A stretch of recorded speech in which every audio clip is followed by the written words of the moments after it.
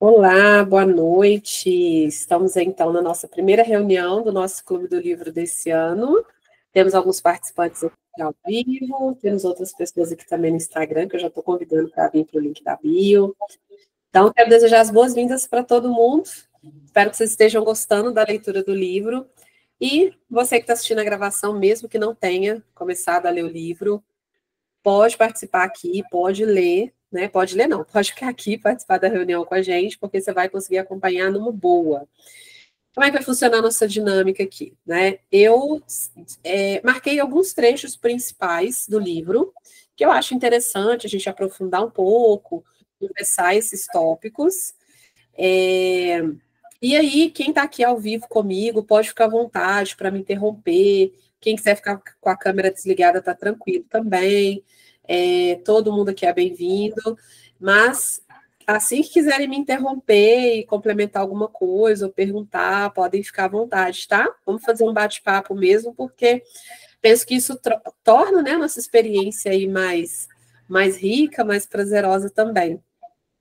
Para quem não conhece meu trabalho, eu sou psicóloga clínica e trabalho com casais já há alguns anos. Tenho o hábito de falar aqui na internet, faço lives aí semanais há bastante tempo, mas confesso que hoje, por ser a primeira reunião do Clube do Livro, num lugar fechado, estou um pouco nervosa, estou ansiosa, estou querendo que corra tudo bem, que seja um espaço realmente agradável aí para a gente trocar umas ideias. Então, não reparem meu nervosismo inicial. Acredito que à medida que a gente for caminhando aqui, eu vou conseguindo ficar mais à vontade de me soltar, tá? Fiquem à vontade também para usar o chat, quem está aqui ao vivo. Como eu avisei inicialmente, né, que vou deixar essa reunião gravada e disponibilizar no meu canal no YouTube. Eu sei que algumas pessoas podem se sentir mais intimidadas de abrir a câmera ou de falar no áudio, tá tudo bem, mas fiquem à vontade para usar o chat, tá? Inclusive para fazer comentários, perguntas, sugestões, fiquem à vontade e façam que vocês ficarem à vontade aí para a gente realmente tornar esse bate-papo bem enriquecedor, tá? Vou compartilhar aqui, então, minha tela com o arquivo do livro. Deixa eu abrir aqui.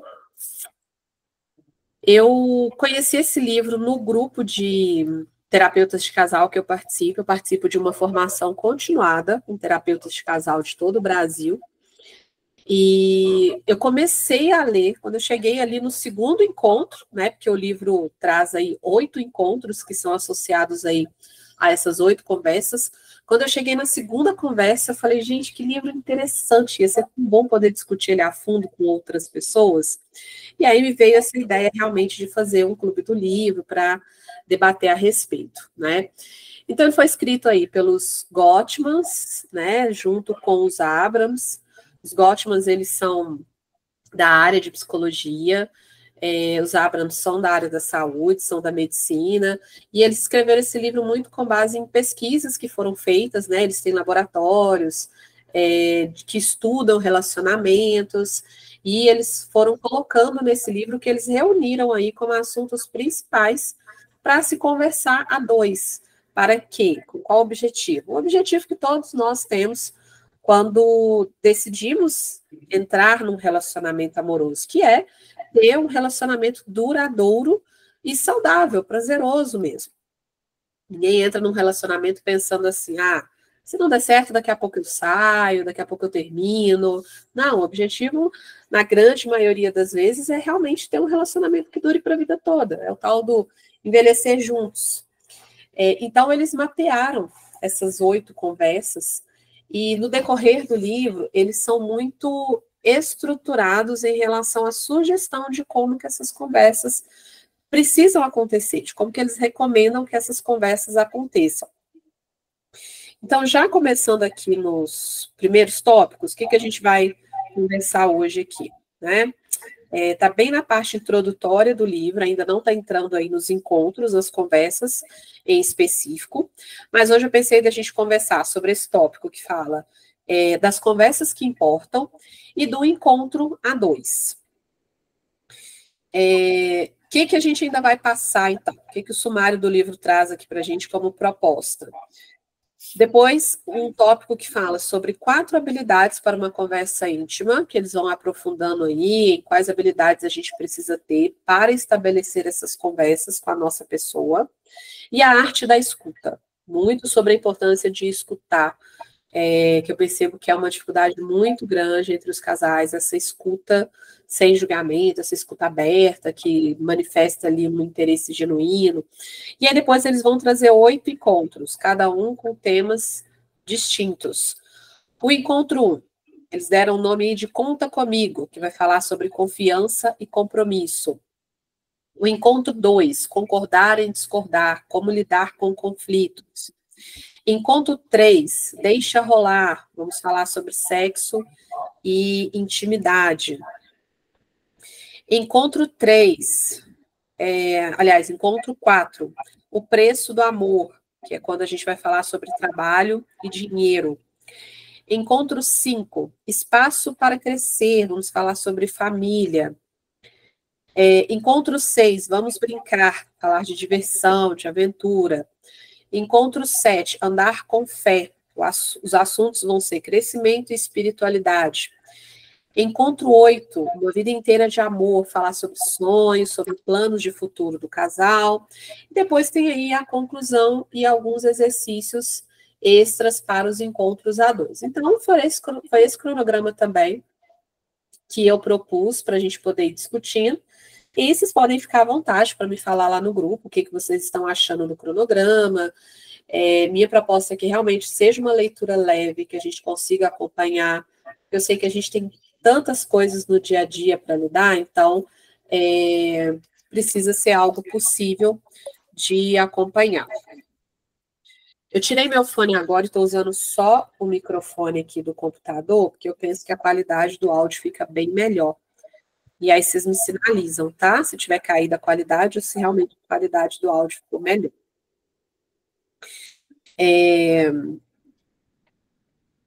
Tá? Então vamos lá. Primeiro tópico aqui que fala sobre conversas que importam. E aí eles já começam falando o seguinte: toda grande história de amor envolve conversas importantes. Eu concordo com essa frase, porque se a gente for pensar,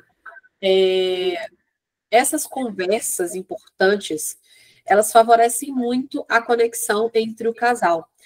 E se isso é tão importante, eu fico me perguntando por que a gente tem tanta dificuldade de estabelecer essas conversas abertas com outra pessoa. Na hora de falar o que a gente pensa e de ouvir a outra pessoa de forma genuína, aberta, sem julgamentos, são tantas coisas que acontecem que acabam interferindo na nossa capacidade de estabelecer essas conversas. E aí, outro tópico que eu destaquei aqui: não importa se você e seu par são falantes ou calados, pois o relacionamento será determinado também pelas atitudes, não apenas pelas palavras. E isso aqui é uma questão que há muita queixa a respeito disso, de algumas pessoas que se relacionam com outra pessoa que é muito fechada, que é muito calada, que, por vezes, a pessoa que tem uma facilidade maior de estabelecer uma conversa, pergunta para a outra pessoa o que está acontecendo, como é que a gente pode resolver isso, e a outra pessoa se fecha.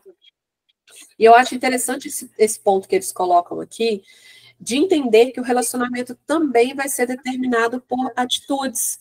Então, muitas vezes a pessoa está se fechando, calada, mas ela está tendo atitudes em prol do relacionamento. Ela está se movimentando em direção a essa conexão. Então, é importante a gente também ter esse olhar para as ações da outra pessoa, para as atitudes que ela está estabelecendo, e não somente por aquilo que a pessoa fala. Claro que o melhor dos mundos é que a pessoa seja coerente com o que ela fala e o que ela faz, mas nem sempre isso é possível e a gente não pode ficar totalmente apegado somente a expressões verbais, né? Uma coisa que eu falo muito, principalmente nos meus conteúdos no Instagram, é de que relacionamento demanda esforço e vulnerabilidade. Esforço para quê? Para fazer o que precisa ser feito para que o casal fique bem. Eu ouvi isso de uma paciente uma vez e eu até pedi para ela autorização de falar mais sobre essa frase que ela usou, porque resumiu muito o que eu penso a respeito de um relacionamento saudável. Ela me falou assim: Samantha, relacionamento exige muito da gente. E realmente exige. Exige que a gente se coloque numa posição de vulnerabilidade, que a gente aprenda habilidades de comunicação, que a gente preserve a nossa individualidade, mas ao mesmo tempo saiba ceder a necessidades, aos desejos de uma outra pessoa. Então, realmente é um desafio. Casais que conseguem ter um relacionamento duradouro, de longo prazo, inclusive esse final de semana eu vou participar das bodas de ouro de um casal que me conhece desde que eu era criança, estão fazendo aí 50 anos de casado. Eu fico me perguntando o esforço que demandou deles para conseguir alcançar esse tempo de relacionamento. E, ao mesmo tempo, esse esforço não pode ser algo que vá demandar sacrifícios, que vá demandar a nossa saúde mental, que vá comprometer a nossa qualidade de vida, porque aí realmente já não é um esforço que está valendo a pena mais. E, ao mesmo tempo, uma vulnerabilidade. Muitas vezes, não, para não dizer em todos os casos em terapia de casal, a gente vai na dor da pessoa, naquilo que está uma ferida mesmo, que está ali, que não está bem cicatrizada, não está bem tratada. E quando a gente está numa relação íntima com outra pessoa, essas nossas feridas do passado, traumas de infância, problemas que a gente teve com nossa família, ou, enfim, em qualquer momento da nossa vida, essas feridas, elas ficam ali escancaradas. Por quê? A nossa relação conjugal, com seja marido, esposa, namorado, ou enfim, qualquer tipo de relacionamento amoroso, é a relação mais íntima que a gente estabelece na nossa vida. Então, com isso, é quase impossível que essa pessoa não tenha acesso a essas minhas feridas que não estão bem cicatrizadas. Então, é um lugar de muita vulnerabilidade mesmo que a gente acaba tendo que se colocar. E isso por si só não vai ser um problema. A questão é, a gente está ciente que vai demandar essa vulnerabilidade? Nós estamos dispostos a se colocar nesse lugar de vulnerabilidade? São perguntas a serem respondidas. E aí, aqui, ó, tem um trecho que eles falam sobre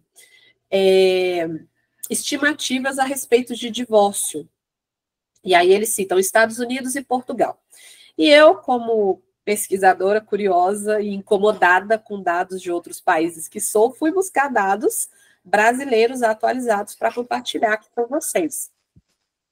Os dados de proporção de divórcio em relação a casamentos mais atualizados que a gente tem é de 2022.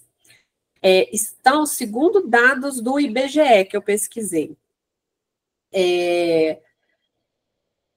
Assim, fazendo essa comparação, quantos casamentos acontecem, quantos divórcios acontecem? A proporção é de 43,3%, ou seja, 43,3% de casamentos terminam em divórcio no Brasil. Isso considerando dados oficiais, porque ainda tem aqueles casamentos que não tem necessariamente uma separação no cartório judicial, porque aí sim entra nos dados oficiais. Então, não entra aqui esses relacionamentos que acontecem, uma separação subjetiva e emocional, que eles falam aqui no livro. Estamos falando apenas de quem coloca um ponto final oficial na relação, porque há ainda aqueles casais que permanecem juntos num estado silencioso de frustração, descontentamento e tédio. Gente, eu achei esse dado, não vou dizer assustador para não ser muito alarmista, mas eu achei um percentual muito grande. O que vocês acham? A gente está falando de praticamente metade dos casamentos terminarem em divórcio. E tem outros dados interessantes também que eu trouxe aqui para compartilhar com vocês, que é o seguinte: a duração média do casamento até o divórcio também tem diminuído. Porque antes, em 2010, no Brasil, era de 15 anos em média que duravam os casamentos, e agora, em 2022, a média é de 13,8 anos. Então, era 15,9 em 2010, 12 anos depois, diminuiu para 13,8. O que isso mostra? que os casamentos estão durando menos com o passar do tempo. E para nós que temos interesse nessa área de relacionamentos amorosos, como é o meu caso, vocês que estão aqui, acredito que vocês também tenham interesse nisso, é importante a gente se perguntar o que está acontecendo para os casamentos durarem menos. Por que as pessoas estão ficando menos tempo juntas? Por que tantos divórcios? O que está acontecendo para que a convivência com aquela pessoa que a gente escolheu esteja tão difícil que nós estamos optando em sair do relacionamento e não continuar? Penso que isso aqui também pode ter um aspecto positivo, porque relacionamentos que não trazem qualidade de vida são relacionamentos que realmente precisam terminar. E também tem um fator aí para tornar esse dado positivo, porque pode significar que nós estamos nos tornando cada vez mais conscientes dos motivos para permanecer no relacionamento. Eu tento trabalhar muito com essa desmistificação de que um casamento não pode terminar por vários motivos, né, que as pessoas têm para acreditar nisso, motivos sociais, religiosos, de questões pessoais, alguns medos, medo do fracasso, medo da solidão.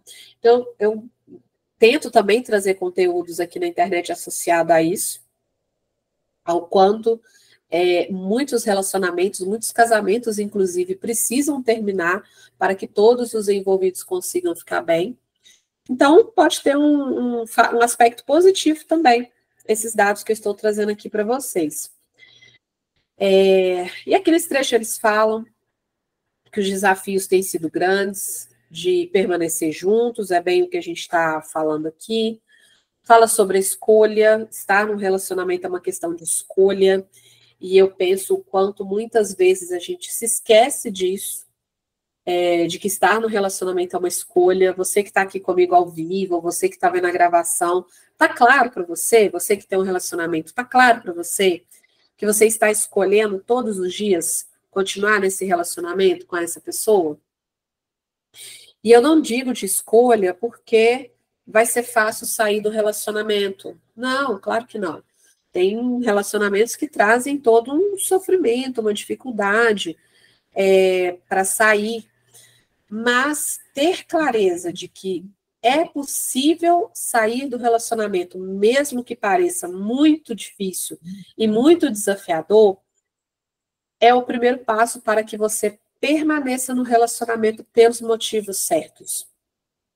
Hoje, inclusive, eu estava conversando com uma pessoa pelo WhatsApp que me procurou, interessada em terapia de casal, e ela foi me falando dos motivos para ela permanecer no relacionamento, muito associada à preocupação com a educação dos filhos, com a divisão de bens. E aí eu até sugeri que ela fizesse, juntamente com a terapia de casal, uma terapia individual para que essa pessoa pudesse entender se realmente ela está permanecendo no relacionamento pelos motivos certos. Então é importante a gente não perder isso de vista, que estar no relacionamento é uma questão de escolha.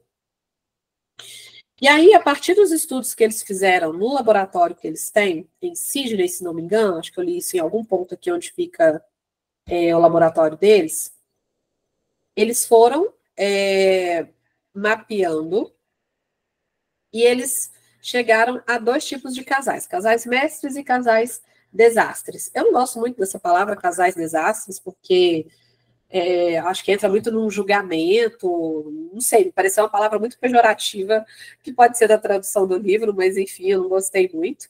E aí eles colocam aqui, né, que essas conversas vão favorecer para que a gente consiga ser um casal mestre e conseguir viver bem num relacionamento. Outro trecho que eu destaquei aqui fala o seguinte: relacionamentos longos e felizes são criados com palavras simples e pequenos gestos. Uma vida inteira de amor se cria a cada dia de convívio. Você não pode achar que conhece tudo sobre o seu par no minuto em que o caminhão de mudança vai embora e vocês passam a dividir as gavetas da cômoda ou quando diz o sim na frente das testemunhas. É um processo que nunca acaba. Eu achei esse trecho muito interessante, porque aqui quando eles falam de criar relacionamentos com palavras simples e pequenos gestos, É uma ideia que eu defendo muito também, porque eu penso que o amor ele não é feito de gestos grandiosos, porque gestos grandiosos a gente faz poucas vezes na vida de outra pessoa.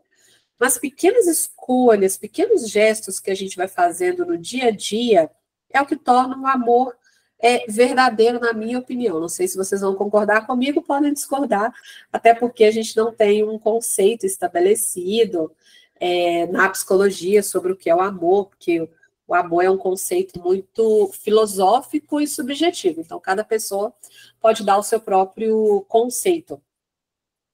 Mas eu penso que escolhas diárias que a gente faz, renúncias, gestos, todos os dias, demandam muito mais da gente do que um gesto grandioso que a gente faz de vez em quando, ou uma vez a cada 10 anos.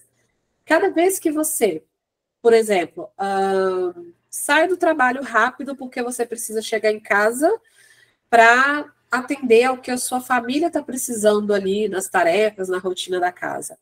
É uma escolha, de certa forma, pequena, que você faz todos os dias, mas que diz do amor que você tem pela sua parceria, pela sua família. E fazer essas escolhas todos os dias demanda muito da gente. A gente está falando do cotidiano, de situações que vão acontecendo, que vão demandando das nossas escolhas, enquanto a vida continua acontecendo. A gente não tem só o nosso relacionamento para lidar, mas uma série de questões também. E no meio de tudo isso, você conseguir estabelecer escolhas, pensando na pessoa com quem você está dividindo a vida, isso para mim é uma imensa prova de amor. O que mais que eles colocam aqui, que eu destaquei? Vocês podem ficar à vontade para destacar alguma coisa que talvez eu não tenha destacado aqui. Aqui eles complementam essa ideia, que fala que o preço do amor não é a perfeição, é a prática, que o amor é um ato mais do que um sentimento, ele exige intenção e atenção, que é bem o que a gente está falando aqui, precisa ser algo consciente que você faz, então diz muito dessa intenção, não é só ir fazendo as coisas no automático, mas fazer de forma consciente, tendo como objetivo a outra pessoa, tendo como objetivo vocês ficarem bem. E eu destaquei esse trecho aqui que eles falam o seguinte: reserve um tempo para se dedicar ao seu par, faça disso uma prioridade, um compromisso inegociável, e nunca deixe de demonstrar interesse. E aí entra de novo o ponto que eu estava falando agora há pouco, sobre o quanto o relacionamento demanda de nós. A nossa pessoa não pode ficar com o tempo que nos sobra depois que a gente já fez tudo o que tinha que fazer. Já trabalhei, já fiz minhas tarefas de casa, já cumpri com meus estudos, já tive o meu momento meu comigo mesma, agora me sobrou aqui 20 minutos de um mês que eu vou dedicar inteiramente para essa pessoa. Se a gente escolhe todos os dias estar com essa pessoa, isso significa que essa pessoa é importante. Então, será que ela não merece muito mais tempo, muito mais prioridade do que simplesmente aquele tempo que resta? E esse trecho aqui também fala de nunca deixar de demonstrar interesse. Penso que isso favorece muito até para manter a paixão viva. Por mais que a paixão seja uma fase do relacionamento, que está muito concentrada no início da relação, mas eu penso que tem um tipo de paixão que se transforma depois e que caminha junto com o amor, que é essa paixão do interesse contínuo pela outra pessoa, que está muito concentrada geralmente no início do relacionamento, mas que pode ser alimentada no decorrer do relacionamento também. E os autores falam muito de como que essas conversas que eles propõem ajuda a manter esse interesse constante pela outra pessoa. E aqui eles até colocaram, e o grande segredo para construir um amor que dura e aumenta com o passar dos anos é simples. Reserve um tempo para se dedicar ao seu par. Então, a nossa pessoa, o nosso par, a nossa parceria precisa ocupar um tempo importante do nosso tempo, porque isso significa que aquela pessoa tem uma importância na nossa vida também. Nunca deixe de fazer perguntas, estamos falando de perguntas abertas. Será que mesmo depois de, sei lá, só tem pessoas novas aqui comigo ao vivo, não sei como é que é para você que está aqui assistindo a gravação, qual que é a sua idade, quanto tempo de relacionamento você tem. Mas eu fico me perguntando, será que realmente, depois de muitos anos juntos, será que a pessoa que está com a gente não nos surpreende mais? Será que ela não nos desperta curiosidade? Eu penso que é totalmente possível a gente manter o interesse na outra pessoa se a gente se permitir alimentar uma curiosidade sobre ela. Surgiu um tema aleatório, um debate que todo mundo está falando a respeito. O que a minha pessoa pensa sobre isso? Como é que ela vê essa situação? Ter interesse pela outra pessoa. E eu achei muito interessante esse livro nesse sentido, porque ele vai propondo esses encontros para que vocês tenham esses momentos de fazer perguntas abertas para outra pessoa. Dar para outra pessoa a possibilidade de compartilhar as opiniões dela, os valores que ela tem. Eu penso que isso favorece bastante a conexão. E eles colocam aqui, olha, com essas conversas, você vai compreender quem de fato é o seu parceiro, por que essa pessoa tem determinadas crenças e por que age de determinada forma. Será que não tem nada na história de vida da nossa pessoa que a gente não saiba? Eu penso que sempre tem, sempre é possível. Eu tenho 10 anos de casamento, eu fiz 10 anos recentemente, dia 30 de janeiro,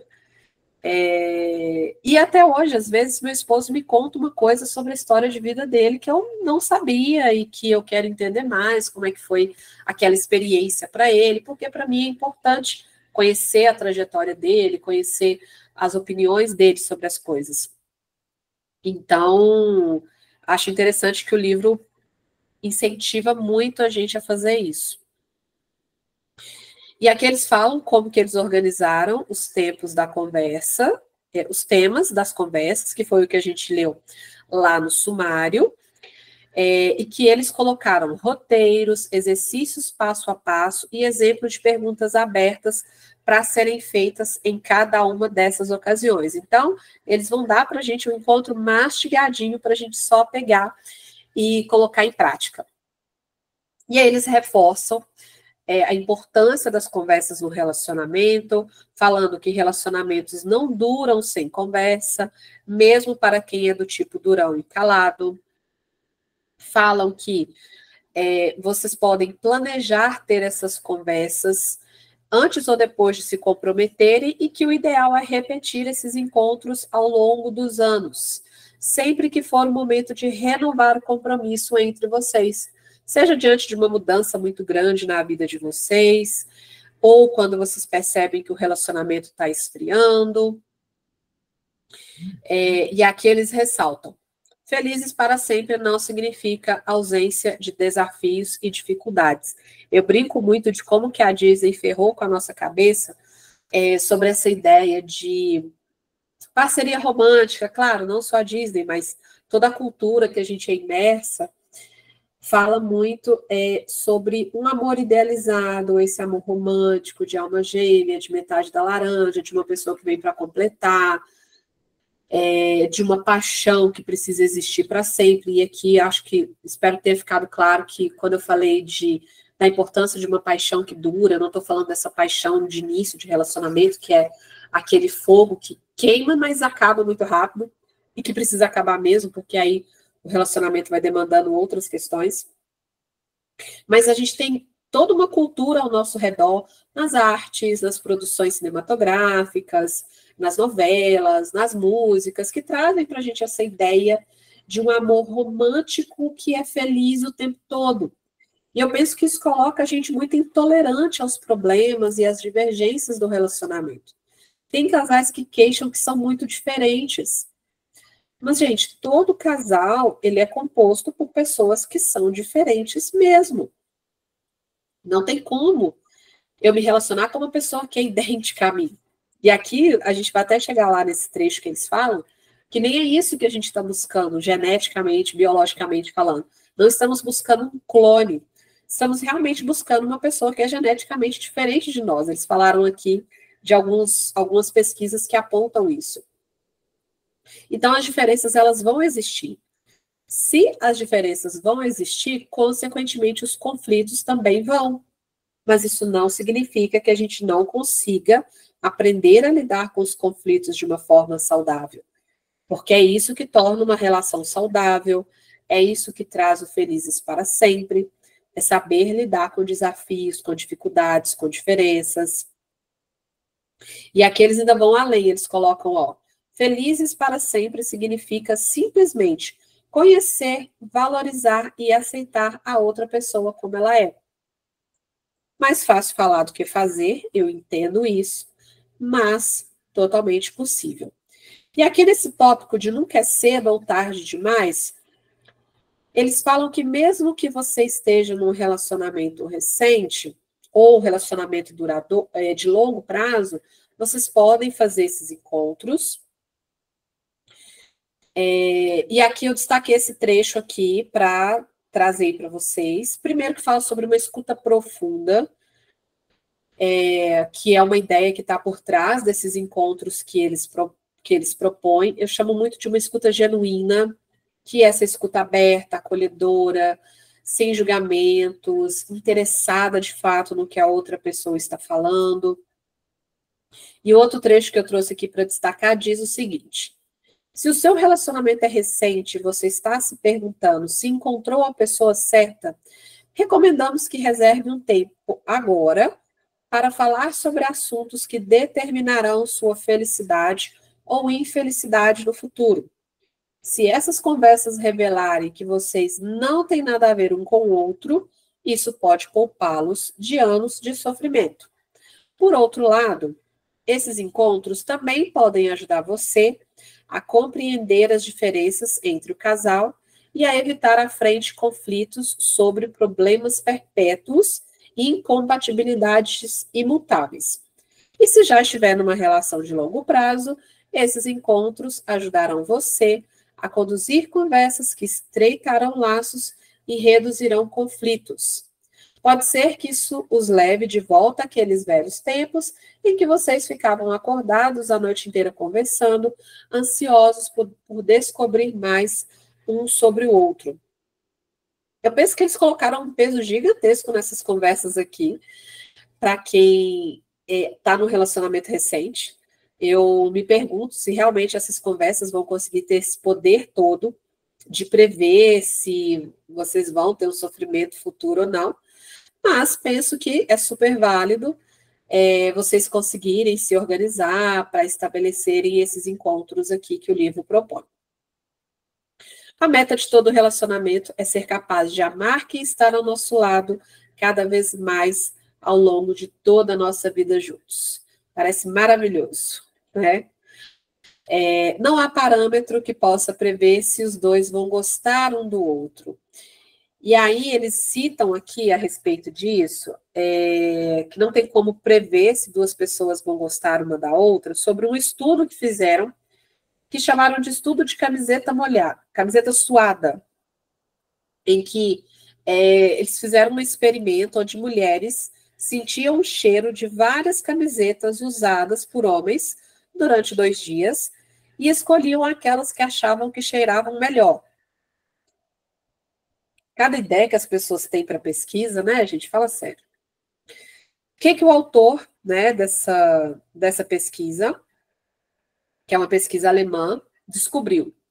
Que essas mulheres preferiam a camiseta de homens que eram geneticamente mais diferentes delas, no complexo principal de histocompatibilidade, que é um termo, é um mecanismo bem das nossas células, do sistema imunológico. Definitivamente não estamos procurando um clone. Na verdade, somos atraídos por muitos tipos de pessoas bem distintas de nós mesmos. E aí eles falam de um outro estudo que foi feito, comparando essa questão genética, o quanto ela está associada à satisfação sexual na relação. E eles concluíram o que com essa pesquisa? que é muito mais possível prever se um casal vai conseguir estabelecer uma relação saudável ou não pela forma com que os dois interagem, muito mais do que prever associado a questões genéticas, biológicas e tudo mais. Tem até uma série na Netflix, não sei se ainda está na Netflix, mas na época que eu assisti, ela estava disponível na Netflix, que chama The One. Que não sei se você que está aqui assistindo, está participando aqui ao vivo, ou você que está vendo a gravação, me fala se já viu essa série, se já ouviu falar. O que a série mostrava? Né? A criação muito inovadora e tecnológica de um aplicativo que comparava uma compatibilidade genética entre pessoas. Então, o aplicativo tinha a capacidade de colocar você em contato com uma pessoa que era compatível com você geneticamente, porque, teoricamente, isso aumentaria as chances de vocês terem um relacionamento prazeroso, saudável e tudo mais. Não vou dar muito spoiler aqui sobre a série, eu acho que a proposta da série é interessante para a gente discutir diversos aspectos aí, não necessariamente essas questões mais tecnológicas e genéticas, mas de pensar o que a gente está buscando na outra pessoa. A gente está buscando garantias? A gente está buscando uma pessoa que é extremamente igual a nós? Ou a gente está buscando uma pessoa que vai agregar, que vai transbordar, porque nós somos pessoas completas, nós somos inteiros. Então, a série traz alguns questionamentos, algumas reflexões que eu acho que são muito interessantes. Então, quem gosta de pensar a respeito dessas questões associadas a relacionamento amoroso, vale a pena, até porque a série tem uma outra história paralela ali, de mais suspense acontecendo, então vale a pena.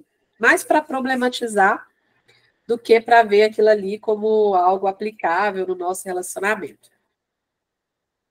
E aí, então, eles começam a falar aqui sobre outra pesquisa que fizeram, e pelo que eu entendi, essa pesquisa foi bem mais decisiva com relação a essas conversas que eles propõem aqui no livro. A pesquisa envolvia participantes com idade entre 21 e 67 anos. Desses casais, 25% ainda estavam se conhecendo, 11% mantinham um relacionamento sério, mas não planejavam se casar, 32% estavam noivos ou planejando casamento, e 32% eram casados. Ah, tô lembrando, não, esses dados aqui são referentes a casais que se submeteram a esses encontros, a essas conversas que eles propõem. E aí eles foram coletando gravações que eles fizeram, tanto de casais homo quanto de casais heterossexuais participaram do estudo, e aí eles foram acompanhando esses casais durante muitos anos e foram analisando esses dados também durante muitos anos. E aí o resultado disso eles vão compartilhando aí no decorrer do livro. De novo, eles reforçam que não quer cedo ou tarde para ter essas conversas. Eu achei esses primeiros tópicos aqui que eles dão uma repetida em alguns pontos, então eu fui pulando, nem destaquei aqui para conversar com vocês. Eles ressaltam aqui uma coisa muito importante, é de que algumas conversas podem ser difíceis. Permanecer apaixonado exige um nível de vulnerabilidade que nem sempre é confortável. Algumas pessoas têm dificuldade em falar sobre sexo e intimidade, por exemplo. Outras pelejam para tratar de crescimento e espiritualidade. Algumas acham difícil falar sobre dinheiro.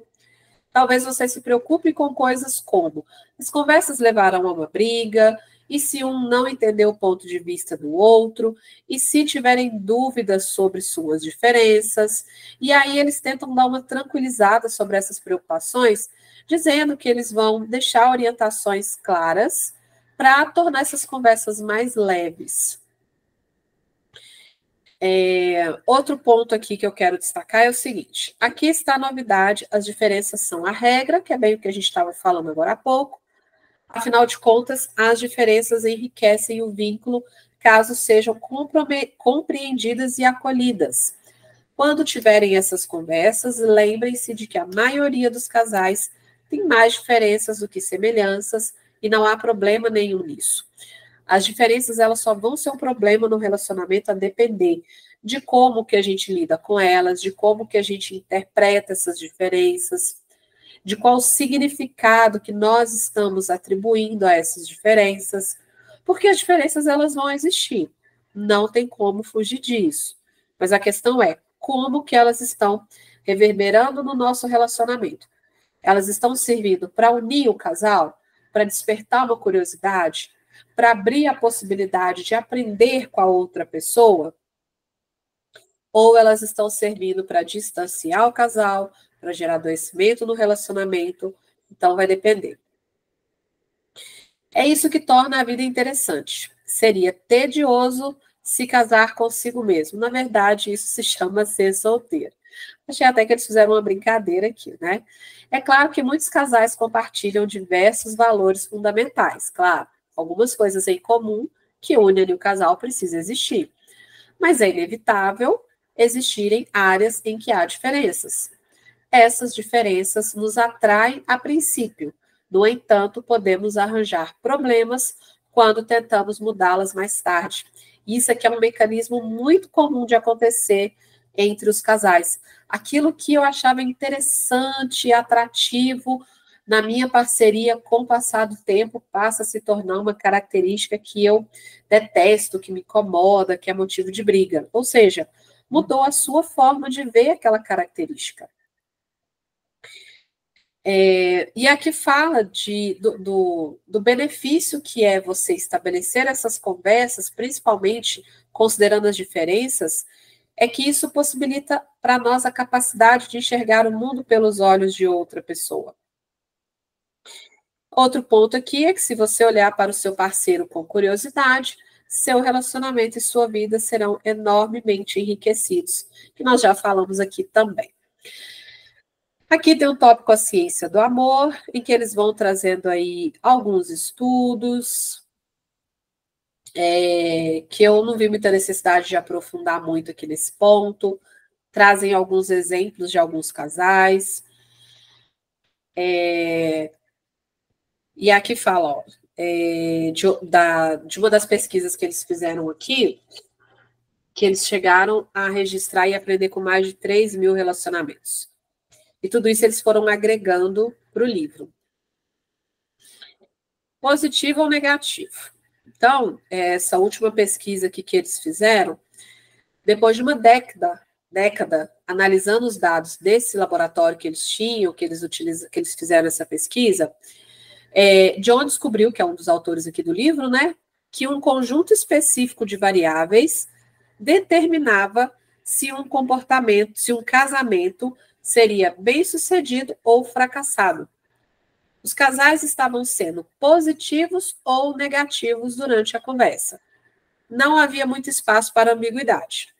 Ou eles enfatizavam seus bons momentos juntos e minimizavam os maus, ou enfatizavam os maus e minimizavam os bons. Ou eles enfatizavam os traços positivos de seu par e minimizavam os mais irritantes, ou era o contrário. Enfatizavam os traços negativos e minimizavam os mais positivos. O que eles aprenderam estudando aí mais de 3 mil relacionamentos, não é isso? Mais de 3 mil relacionamentos. Eles aprenderam que casais com mais probabilidade de ter um casamento feliz demonstram as seguintes qualidades e características quando falam sobre seu relacionamento. E aqui eles vão descrevendo quais são essas qualidades e características que favorecem casamentos felizes.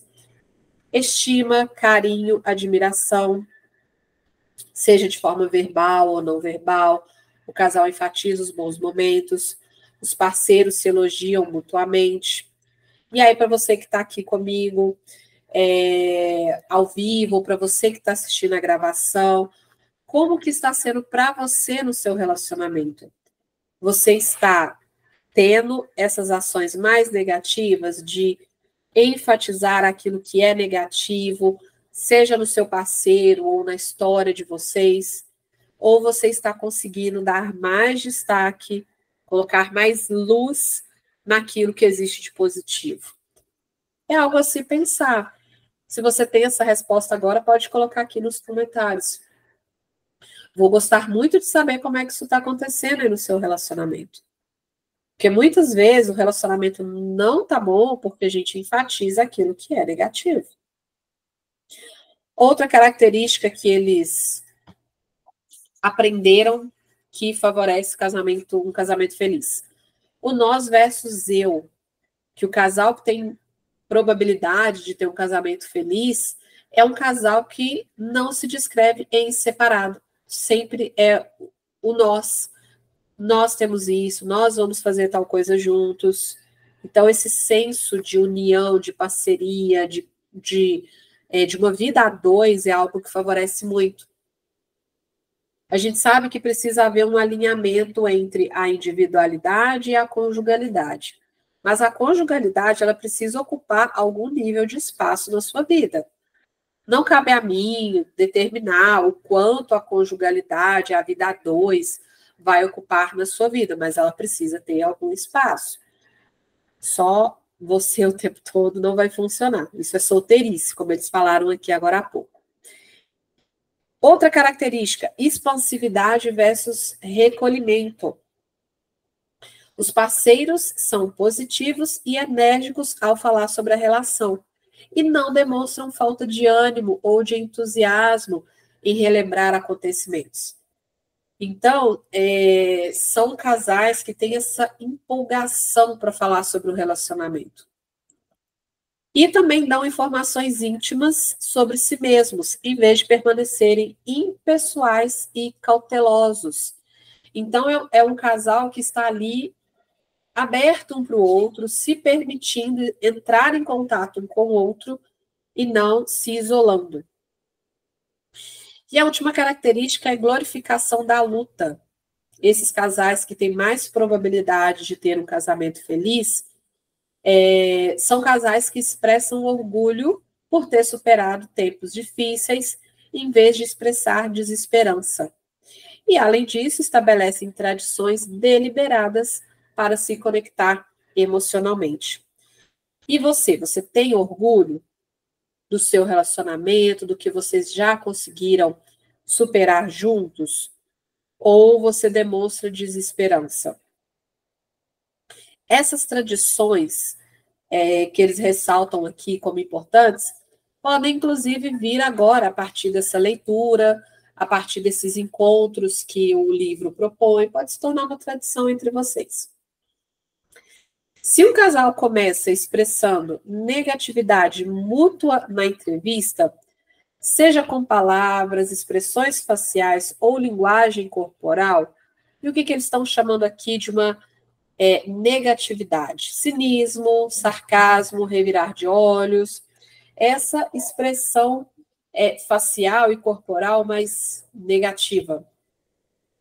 Isso sinaliza que o botão da negatividade foi acionado, o que leva à previsão de que é quase certo que o relacionamento se desgastará com o tempo. Se o casal expressa decepção, sentimentos de desilusão, como se o casamento não fosse o que eles pensavam que seria, ou se ambos estão deprimidos, sem esperança e amargurados, o divórcio é provável. E, claro, é importante reforçar, ou relembrar, ou falar como uma coisa nova, se alguém não pensou nisso aqui ainda. Eles estão falando aqui de dados de pesquisa. E quando se trata de pesquisa, de metodologia, de pesquisa, de ciência, pesquisa científica mesmo, a gente sempre vai estar falando de probabilidade. Uma chance daquilo acontecer. E se a gente está falando de chance, existe a possibilidade de que o resultado não seja exatamente aquele. A probabilidade maior é que seja dessa forma, que tenha divórcios, separações, a partir dessa negatividade. Mas não é uma previsão taxativa, porque sempre é possível que o casal consiga mudar o seu funcionamento, a sua dinâmica, desde que estejam dispostos. Todo casamento e relacionamento feliz tem em sua base uma amizade profunda e próxima. Pessoas que realmente se conhecem e que estão do mesmo lado como parte da mesma equipe. E, infelizmente, muitos casais estabelecem uma competitividade para ver quem que ganha a briga, quem tem mais razão, quem consegue reunir mais argumentos ali para vencer a discussão.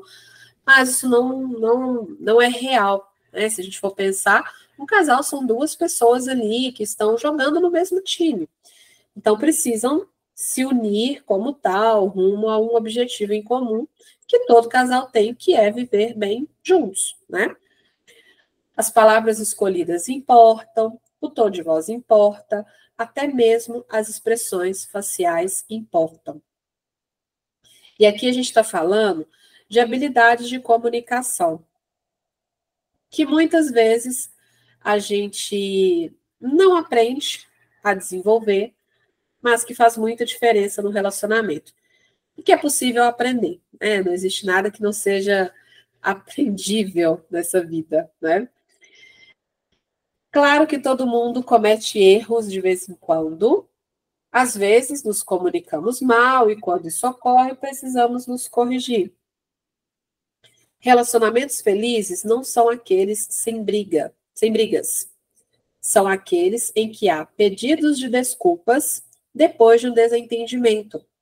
Aqueles em que há conexão diária entre o casal. Casais felizes não são muito diferentes de casais infelizes.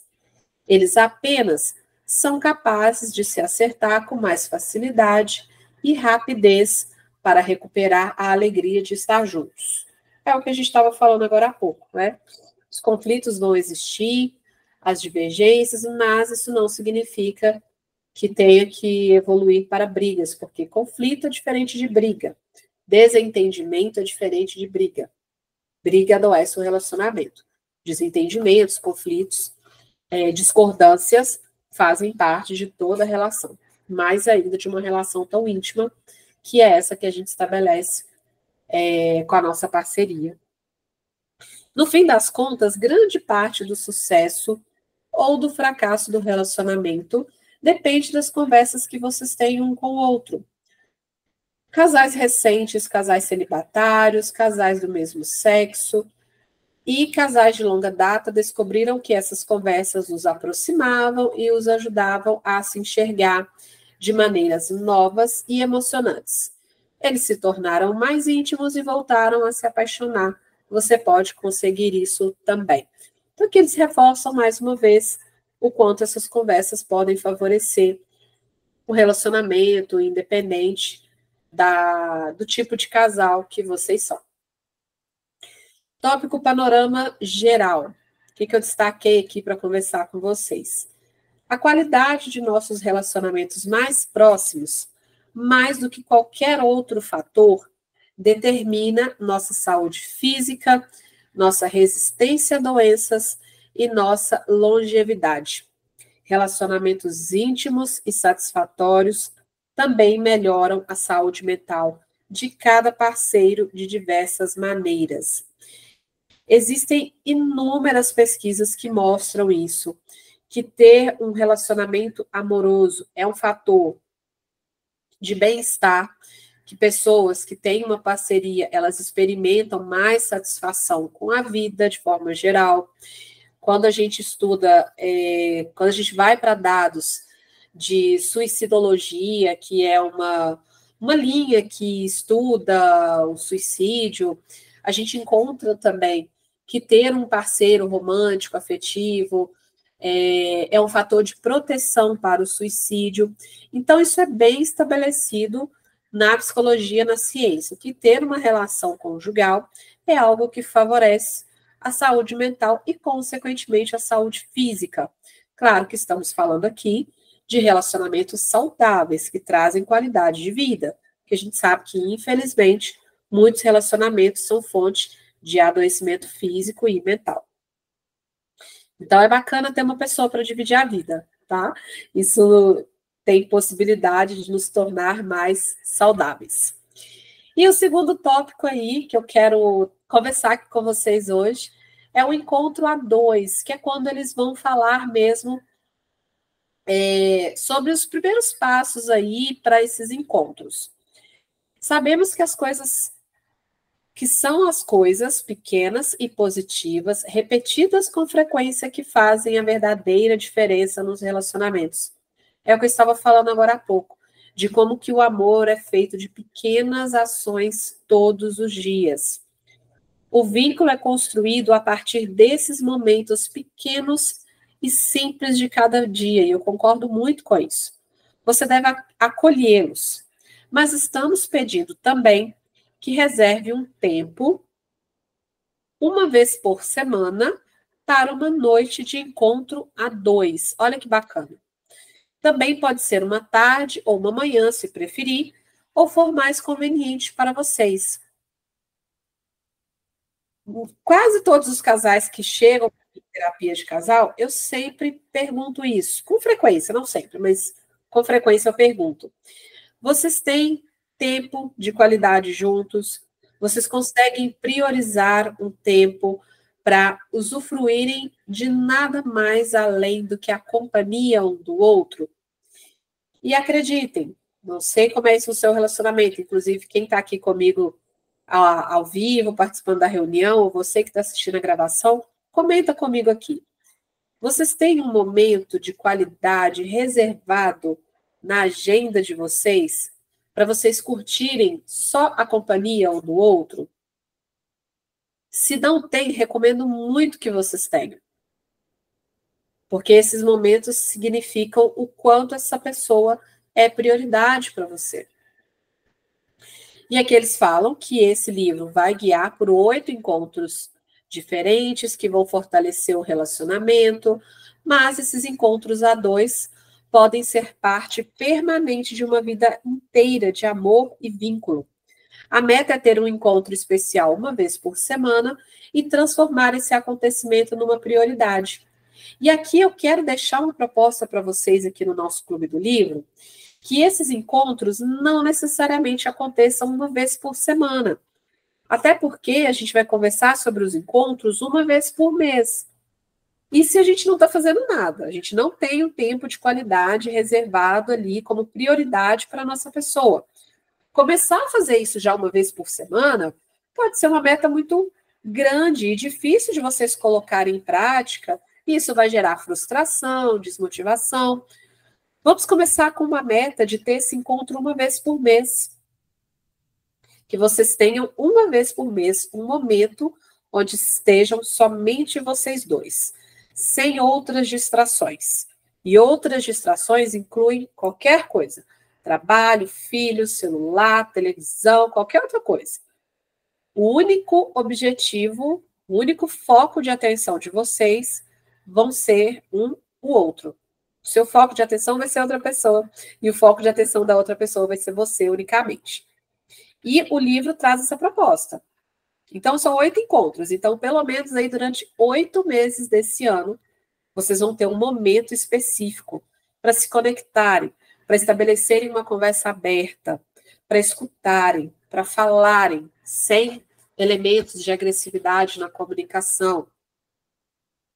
Para quem não está fazendo nada, gente, ter 8 encontros no decorrer do ano já é muita coisa. Já pode favorecer muito a interação de vocês, fortalecer o sentimento que vocês têm um pelo outro, melhorar a intimidade, relembrar por que vocês estão juntos, enfim, são vários benefícios aí.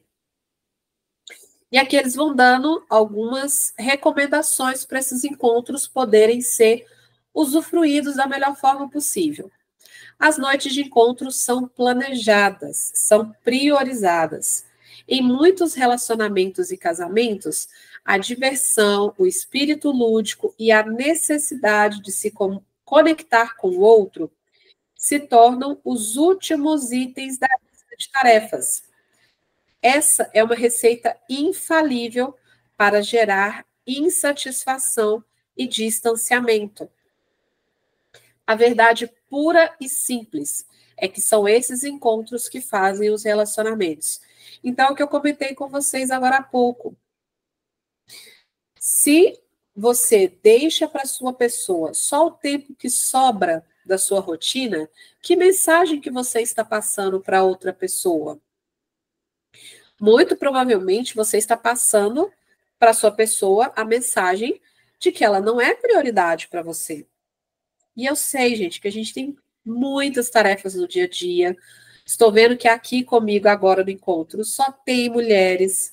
E eu sei que a nossa sobrecarga é muito grande, porque historicamente, socialmente, foi dado para a mulher o papel de cuidar. Então a gente está o tempo todo assumindo esse lugar de quem cuida da pessoa que está com a gente, está com a gente assim, no relacionamento amoroso, afetivo, cuida do marido ou da esposa. Nós somos a pessoa que cuida dos filhos, que cuida da casa, muitas vezes que cuida dos pais, que são idosos, que demandam ali da nossa ajuda. Muitas vezes nos nossos espaços de trabalho, nós somos, para nós é delegada a tarefa de cuidar. Cuidar de quê? De qualquer coisa. Apareceu uma coisa ali para cuidar, a tarefa é da mulher. Eu fiz uma pesquisa na época da graduação sobre os cuidadores familiares, cuidadores de idosos familiares, que são aquelas pessoas que cuidam do idoso que é um parente. Podem ser pais, ou avós, ou tios, tias, enfim. E na minha pesquisa, não lembro agora exatamente quantas pessoas a gente pesquisou, mas além das pessoas que a gente entrevistou, a gente também fez um levantamento de artigos. Gente, eu não lembro exatamente qual era o percentual, mas era a maioria esmagadora do familiar que cuidava da pessoa idosa era uma pessoa do gênero feminino, era uma mulher. Então, para nós é o papel de cuidado. E isso nos sobrecarrega. Eu sei disso. Mas se a gente está dividindo a nossa vida com outra pessoa, essa pessoa precisa ocupar um tempo da nossa vida também. E se a gente está sobrecarregada, a gente precisa comunicar essa sobrecarga para outra pessoa. Entraram algumas pessoas depois que eu já tinha começado a reunião. Deixa eu só contar como é que está acontecendo a reunião. Estou com o meu nervosismo mais baixo agora, porque na hora que eu entrei eufórica, falando tudo muito rápido. Talvez eu ainda esteja falando um pouco rápido, estou tentando reduzir o ritmo aqui, mas é nervosismo, porque é a primeira vez que eu faço um encontro fechado, assim, de discussão do Clube do Livro, apesar de fazer live toda semana, mas aqui é uma dinâmica totalmente diferente. E vocês podem ficar à vontade para abrir o áudio, para me interromper, para comentar alguma coisa. A sessão, né, a nossa reunião aqui está sendo gravada, eu vou disponibilizar no meu canal no YouTube. Então, eu entendo que por isso algumas pessoas não ficam confortáveis para abrir a câmera ou para abrir o áudio, tá ok. Mas podem ficar à vontade para usar o chat o quanto quiserem, tá? Para fazer comentários, para perguntar, para fazer alguma sugestão, para fazer alguma crítica também ao que está aqui no livro, porque tem alguns pontos aqui que eu já coloquei que eu não achei que ficou muito legal, que eu não concordei muito. Então, fiquem à vontade, tá? E mesmo que vocês não tenham lido o livro, não tenham lido essa primeira parte do livro, não tem problema, porque eu estou destacando aqui aqueles trechos que eu considerei mais significativos, então dá para acompanhar tranquilamente, tá? Então, fiquem à vontade para usar o chat ou para abrir o áudio e me interromper, tá bom? Então, voltando aqui. Onde é que eu parei? Tá.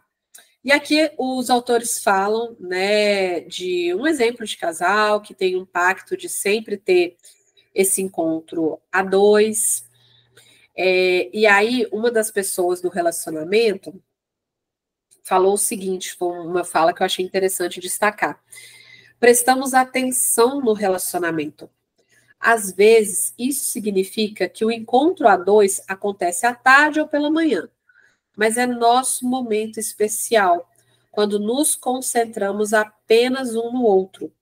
Não é fácil, mas sempre damos um jeito. E vamos pensar um pouco. A gente consegue dar um jeito em tanta coisa. Eu sei que tem muita coisa que a gente não dá conta, mas tem tanta coisa que a gente esbarra numa dificuldade para fazer e a gente persiste, tenta encontrar uma solução e acaba conseguindo, é possível que a gente transfira isso para esses encontros a dois. A minha proposta aqui é uma vez por mês. E olha, eu não duvido que vale a pena, tá? Eu tenho rituais hoje no meu relacionamento, mas são rituais semanais, e eu pretendo fazer esses encontros também no meu relacionamento. Até porque melhorar a conexão sempre é muito favorável, e porque eu quero também ver como é que é a experiência que eu estou propondo aqui para vocês.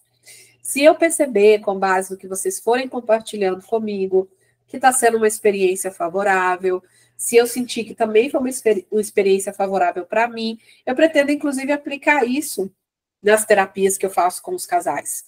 Porque se favorece, a gente aceita isso como técnica, não é não?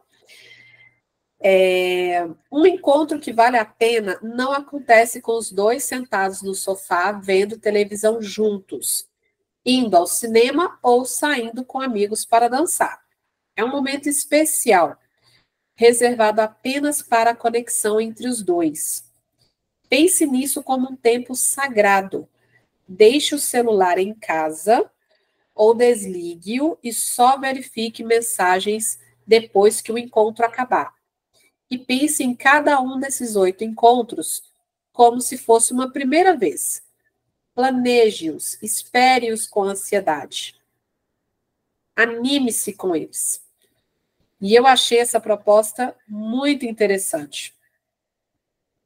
O principal evento de uma noite a dois é simplesmente ficar juntos, se reconectar, se apaixonar e lembrar a si mesmos que há mais em seu relacionamento do que dividir um teto e o cuidado com os filhos.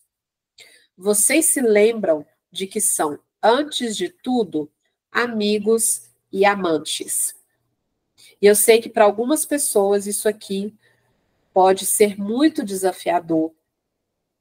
Tirar as distrações ao redor. A gente está no momento hoje de ficar muito direcionado ali para o celular. Eu entendo os motivos para a gente fazer isso.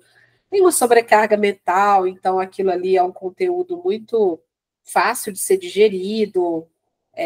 Tem todo um mecanismo ali dentro, principalmente das redes sociais, para reter a nossa atenção. Então, depois que a gente entra lá, eu sei que é difícil de sair. Algumas pessoas usam o celular, as redes sociais, joguinhos ali no telefone, como uma distração, como um descanso mental mesmo. Tem a questão dos filhos, que aqui o livro até fala, de tentar acionar uma rede de apoio para cuidar dos filhos, para que o casal realmente consiga ter esse tempo um para o outro. Eu sei que parecem desafios, tá? E dificuldades, obstáculos que vocês vão poder, que provavelmente vocês vão encontrar. Mas que se conseguirem superar esses desafios juntos, vocês podem ter benefícios muito significativos. É quase que uma experiência mesmo, deixar outras distrações de lado e experimentar, ver como é que vai ser a sensação de ficar totalmente voltada para outra pessoa. Como será que a gente vai se sentir fazendo isso? Então, tenham empenho para colocar isso em prática, nem que seja por curiosidade, para ver como que vai ser a experiência. Penso que isso é válido, tá? Outro tópico aqui que eu destaquei, e a gente já está chegando aqui no final dos trechos que eu fui destacando, já estamos chegando aqui no final do conteúdo que foi proposto para conversar hoje. E aqui eles falam dos obstáculos para os encontros a dois. Algumas perguntas que a gente pode se fazer quando recebe essa proposta que eu estou fazendo aqui com você, talvez você que está aqui comigo ao vivo, ou você que está vendo a gravação, está já pensando em alguns obstáculos. Se está pensando, me conta aqui nos comentários, compartilha comigo. Falei aqui de 2 possíveis obstáculos. Quem vai cuidar dos filhos? Ou o quanto o celular prende ali a nossa atenção. Mas tem outros obstáculos que vocês podem estar pensando. Exemplo, quem tem dinheiro para isso? Quem tem tempo? Sobre o tempo, olha o que eles colocam. A menos que alguém esteja no hospital, faça com que a noite de encontro seja a prova de qualquer coisa.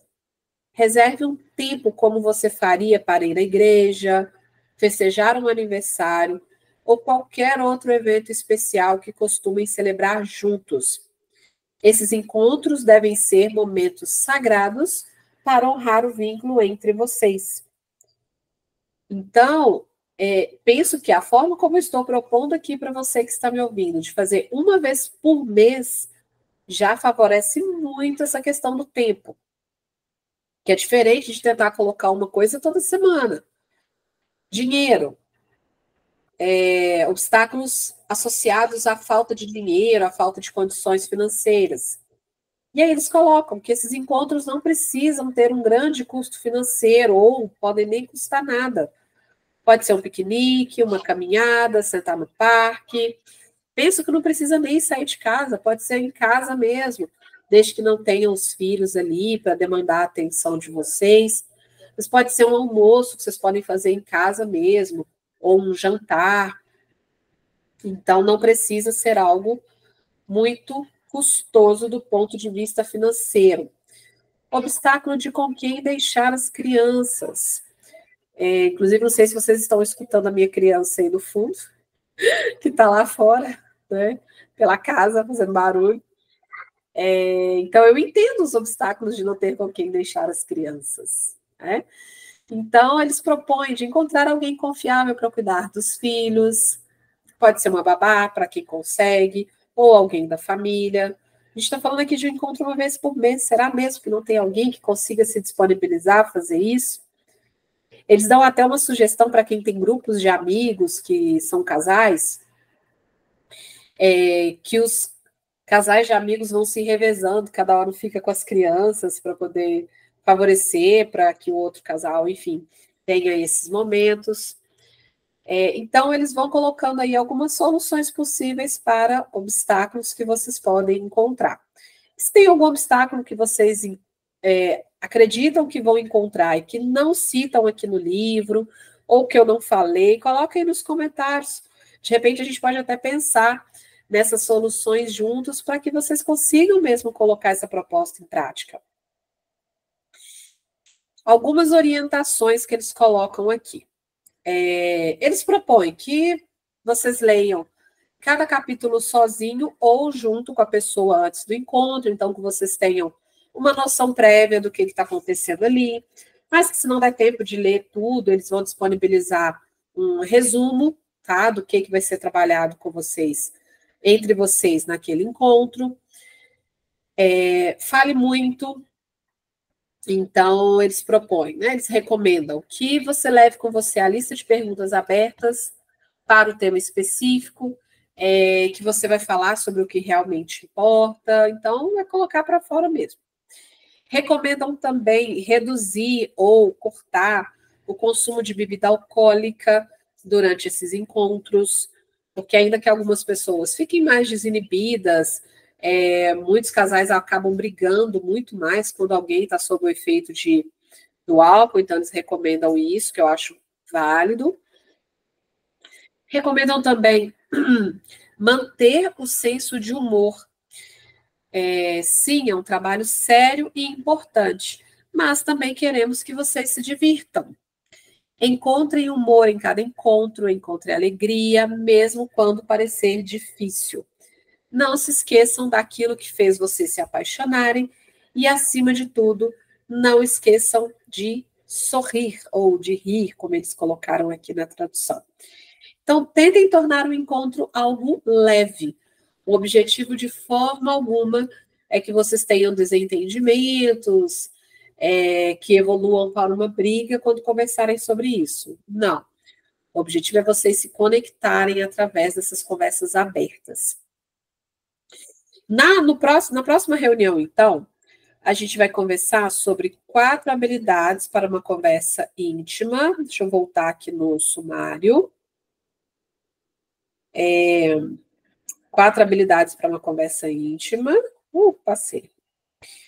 E a arte da escuta, para então a gente entrar no primeiro encontro, tá? E aí a nossa próxima reunião, então, vai ser no dia 18 de março. Vou mandar no grupo do WhatsApp só esse trechinho que a gente vai discutir na reunião de março, para ficar mais fácil. Para quem quiser ler pelo PDF, vai estar ali só o conteúdo que a gente vai conversar.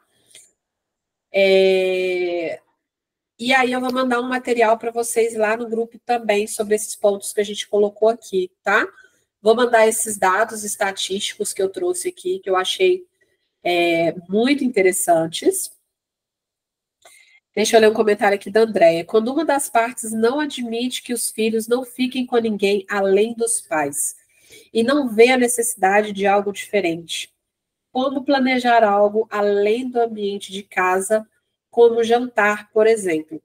Realmente fica bem mais desafiador, né, Andréia? Eu penso que é importante entender por que será que a outra pessoa não admite que os filhos fiquem com ninguém além dos pais.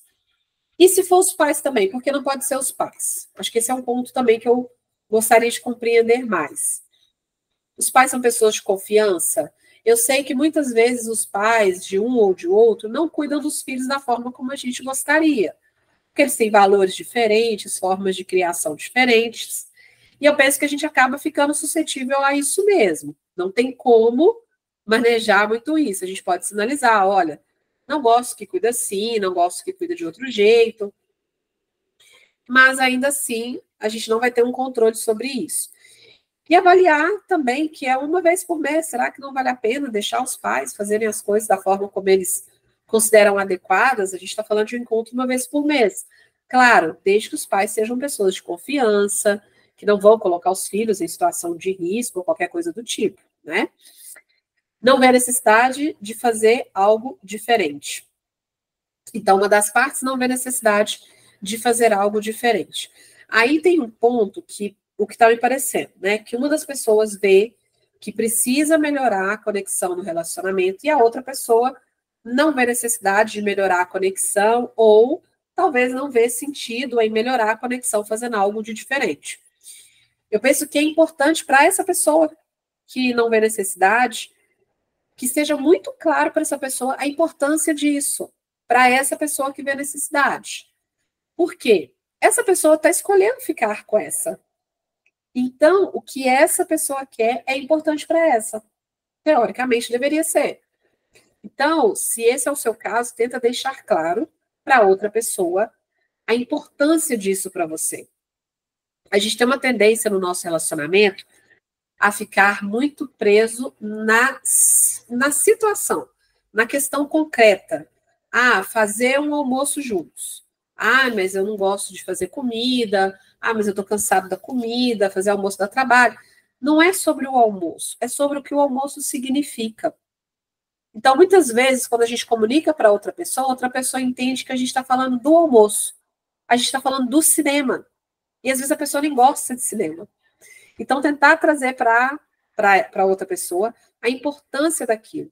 Não é sobre um almoço. É sobre a conexão, é sobre vocês criarem mais intimidade, é para relembrar o quanto é importante estarem juntos, é para terem conversas abertas sobre assuntos importantes que interferem no casal, inclusive na própria pessoa que acha que não tem necessidade, porque interfere para ela também. Então, é tentar trazer essa importância. Nem com os avós podem, é os pais das crianças.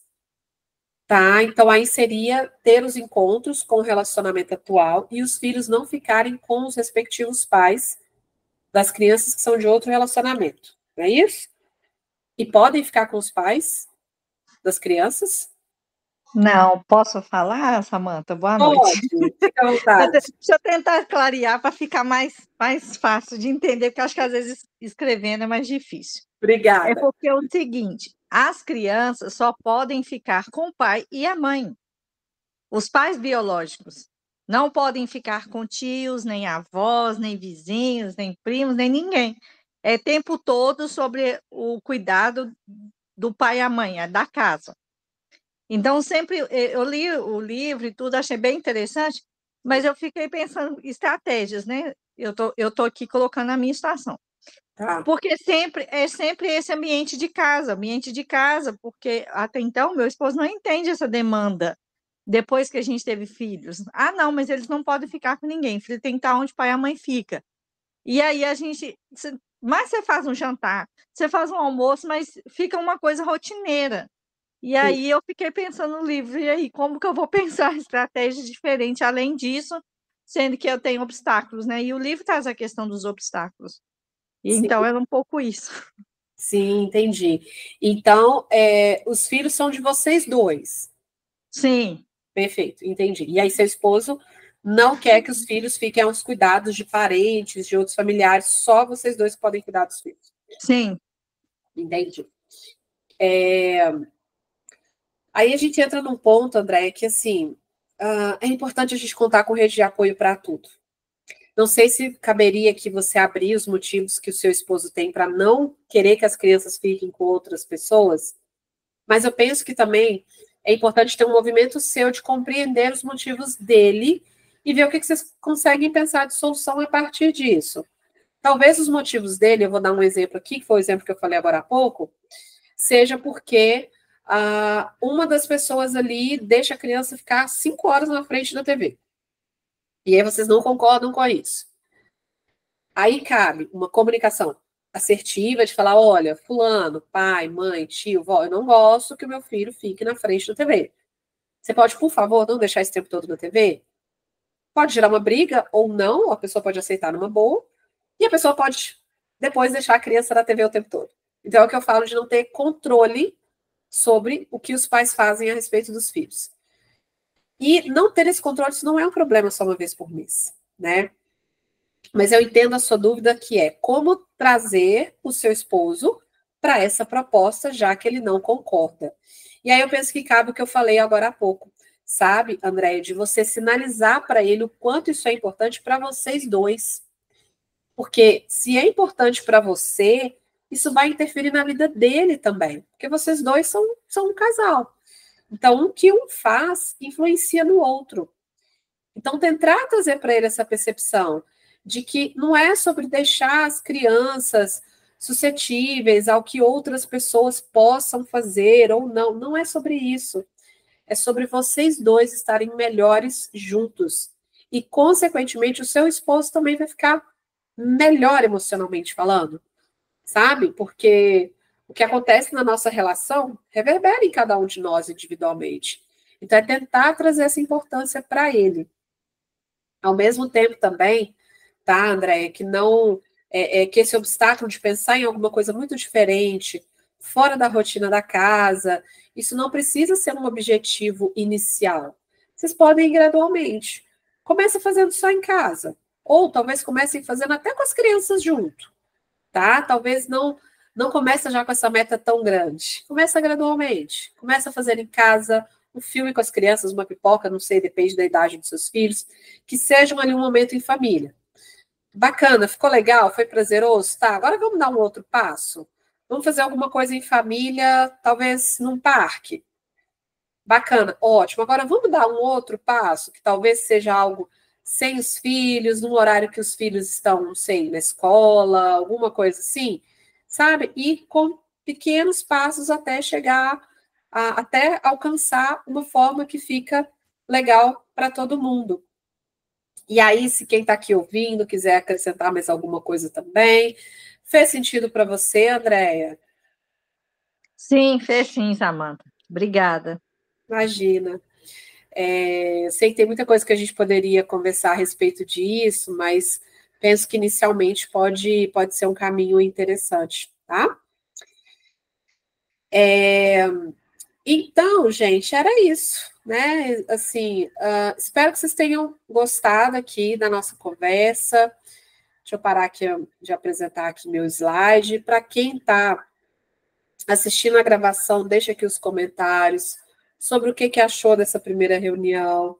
Do meio para o final da reunião é que eu consegui ficar menos ansiosa, menos nervosa mesmo. Deixa eu fazer um teste aqui. Tá. Tá, depois eu vou fazer um teste aqui da gravação de tentar fixar a minha tela aqui. Depois eu consegui ficar menos nervosa, mas eu ainda pretendo trabalhar ainda mais a minha oratória, a minha fala aqui, de não falar tão acelerada, de tentar baixar mais ainda a ansiedade para a gente conseguir construir um bate-papo aqui, tá bom? E você que está assistindo a gravação, vou deixar aqui na descrição do vídeo o link para entrar no grupo do WhatsApp, porque eu vou mandar lá sempre alguma coisa complementar ao que a gente vem conversando aqui, para curiosidade, para reflexão aí de vocês, tá bom? Beijo para vocês, obrigada para todo mundo que entrou aqui, obrigada pela participação, André e Juliana que ficaram aqui por último. Beijo para vocês, gente. Tchau, tchau.